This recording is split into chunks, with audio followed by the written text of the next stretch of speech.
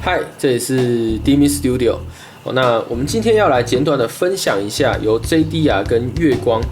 一起设计生产的16孔半音阶口琴 Infinity， 给大家看一下。外表是正常的银色，那后半段是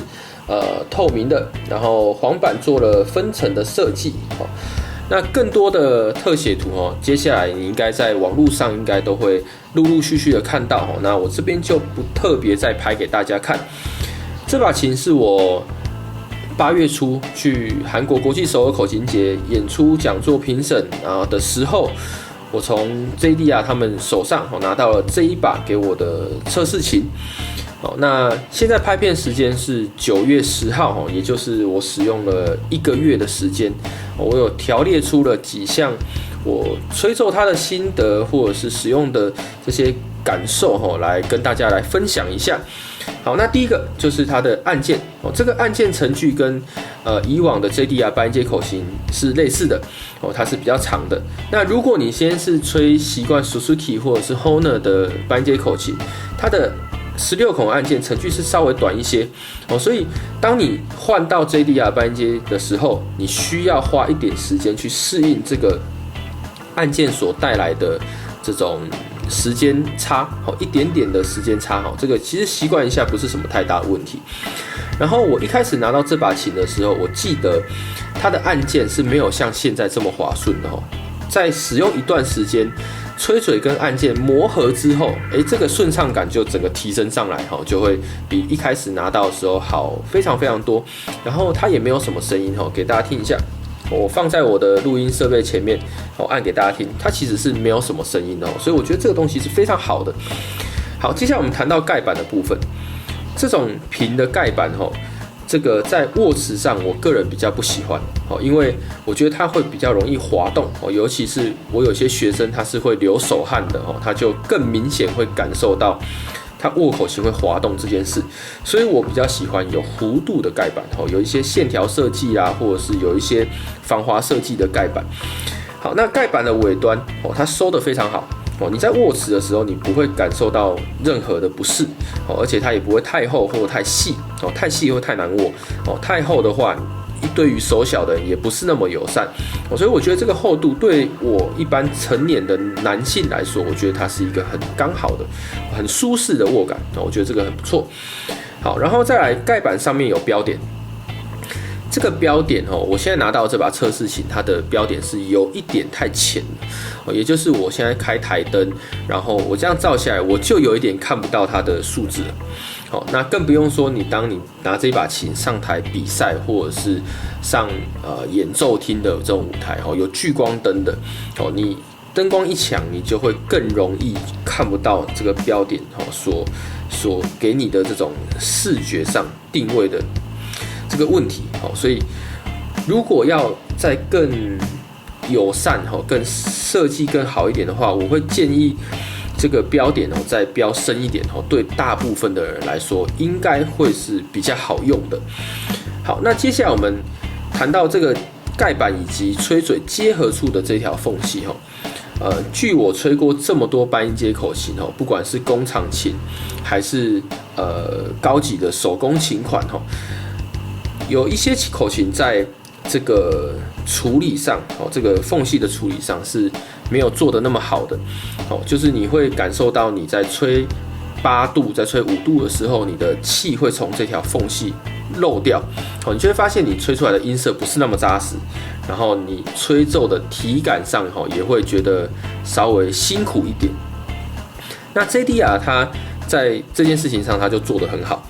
就是它除了不会有气从这条缝隙漏掉之外，它跟吹嘴的结合也是非常顺的。当你在做嘴型转换的时候，你不用去想说什么嘴型要更开或是更窄，你就顺的，你就可以做嘴型转换，你就可以顺的让你的音符跟音符之间结合的会比较好。所以我觉得这个设计，我觉得是一个非常非常不错的。好，那再来我们谈到这个黄板的设计问题。好，黄板它做了高音、中音、低音跟倍低音的分层设计。好，每一个区块用了不同厚度的黄板。那这个不同厚度的黄板会造成你在吹高音区的时候声音会比较清亮一点。那在吹低音或背低音区它比较厚，所以声音会听起来会比较有力，会比较厚实一点。这个出发点是好的。但是如果你实际有维修过这一把口琴，你就会发现你不管要做任何的动作，就是在拆装会比较麻烦，然后在维修上也会比较麻烦，主要是因为这一小块黄板你很难用手固定住它，所以就会变成说你在维修的时候它会滑动，它会滑来滑去的，你很难做一些小调整，很快速的做调整，所以我个人会比较喜欢大块的黄板。当然我知道它分层设计的目的，这个可以理解。然后上面4块，然后下面4块，所以总共有8块。然后你在装的时候，你还要去想说哪一块是在哪一个位置上，所以你需要一点维修经验，你才可以比较容易的上手。那这把口琴的吹感，我觉得整体算是平均的，低音、中音跟高音，我觉得都是 OK 的。但是在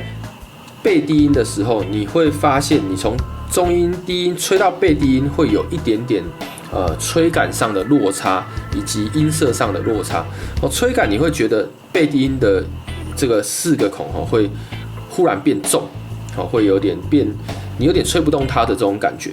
然后在音色上的表现，也会觉得这4个孔的音色有瞬间往下沉，忽然变得比较没有这种高的声音、高频的声音，会比较沉的这种声音。所以我觉得撇除背低音4个孔，其他的地方我是很满意的。但是背低音跟低音的衔接处，我就会觉得说，对我来说会有一点体感上的差距，但我不知道是不是每个人都是这样。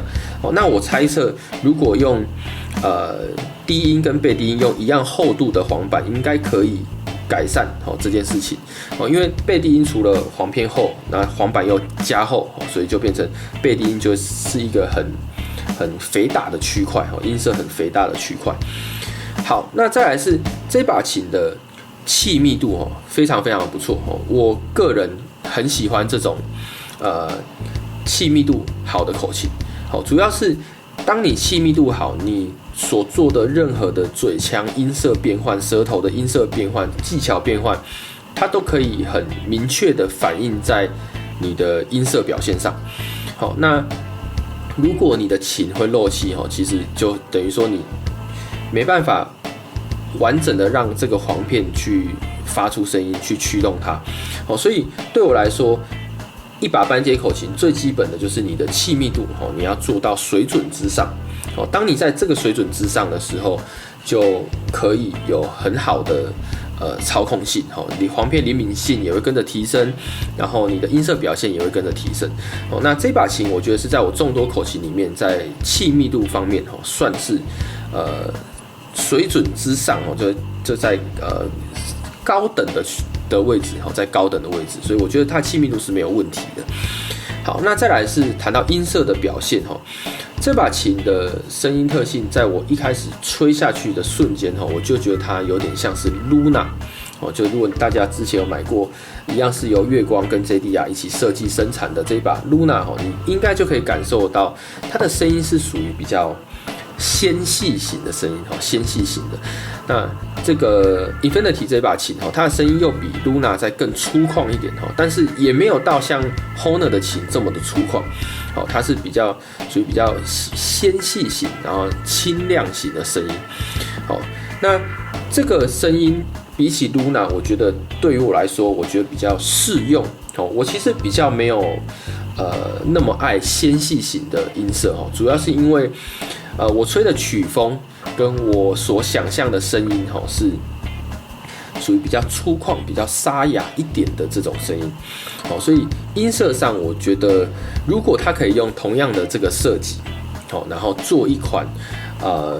比较粗犷型的声音半音阶口琴，我个人应该会喜欢那个东西多一点。好，所以这1个月整体使用下来，整体来说，我个人其实是很满意这一把琴，除了音色之外，音色是我个人不喜欢，它是一个选择上的问题，但其他的性能啊，然后按键啊，然后它的重量，还有我觉得它的演奏能力，我觉得都是属于水准之上的表现。那如果大家对于这款琴有兴趣的话，你们接下来可以再继续关注这个 JDR 还有月光他们所发布的更多讯息。OK， 那我们分享就先到这边，这里是 D-Min Studio， 我们下次见，拜拜。